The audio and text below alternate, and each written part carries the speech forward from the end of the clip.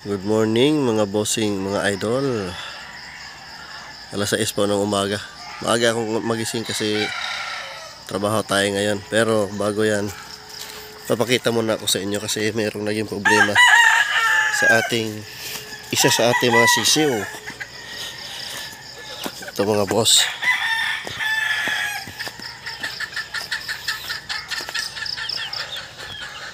Ito po yung ating mga sisiw. Yan po. Ayan. Kung mapapansin nyo, wala rin yung isang babae. Wala rin yung isang babae dito. Puro na lang to lalaki yung nandito mga boss. Kasi kahapon napansin ko yung isang babae, nagningiwi-ngiwi yung leeg. Hindi ko alam kung napano yun mga boss. Nakagat ba ng lamok o sa ipot, hindi ko.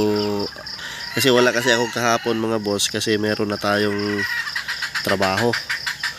So napansin ko nagingiwi-ngiwi yung kanyang leeg, doon ko muna siya inilagay sa yung walang kasama, yung wala siyang kasama. Pagtingin ko naman kaninang umaga, medyo umayos yung kanyang leeg, pero talagang mingiwi-ngiwi. Pero ito yung mga lalaki natin, wala namang problema mga boss. Yan, yung pagkain na yan, kahapon pa yan, yung busog pa sila, oh. Ayaw pa nilang magsikain, kabababa lang nila. Ayun, ang ganda, oh. Mag 2 months pa lang to mga boss, at ganito na sila kalaki. Yan, 6 na lang sila dito, puro lalaki.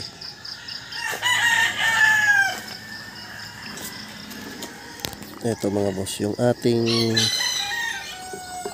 Padunava, nagpisa na, silky. Tignan yung sisiw, ha. Pakita ko.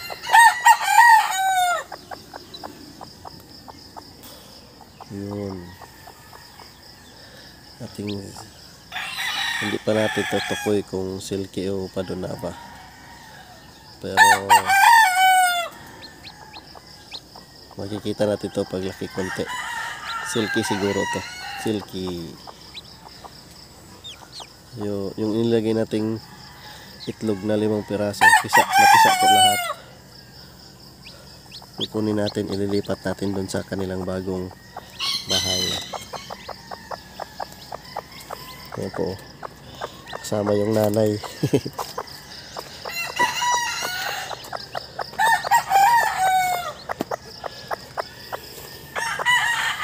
Disclaimer muna boss, no animals were harmed in the making of this video.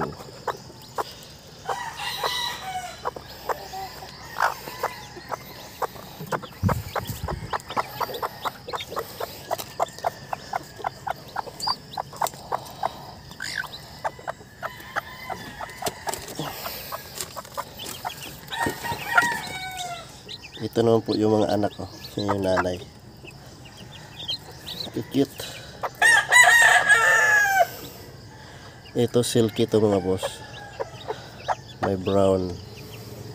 Pasok. Ito duda ko parang Padunava. Bagong pisa. Pisa lahat, 5 piraso.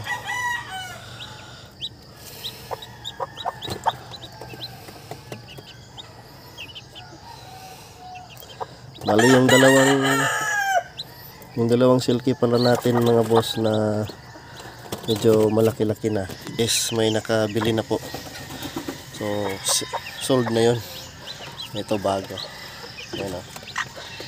Cute. Lagyan lang natin ng pagkain. Kasi meron tayong trabaho ngayon mga boss. Kailangan may pagkain lang dito.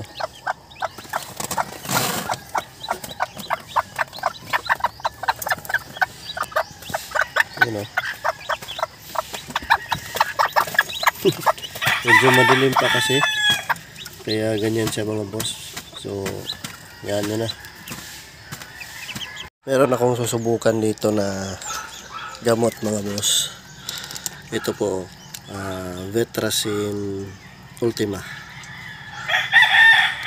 So dahil wala naman tayong pinupumot na mga gamot, bilang isang backyard, pwede naman tayo mag-testing ng iba.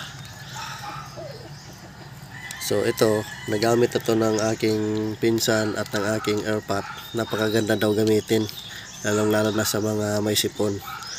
Ito prevention lang tong sa akin mga boss, kasi panahon laging nakulimlim. So yan po, testing natin, ibigay natin sa ating mga sisiw.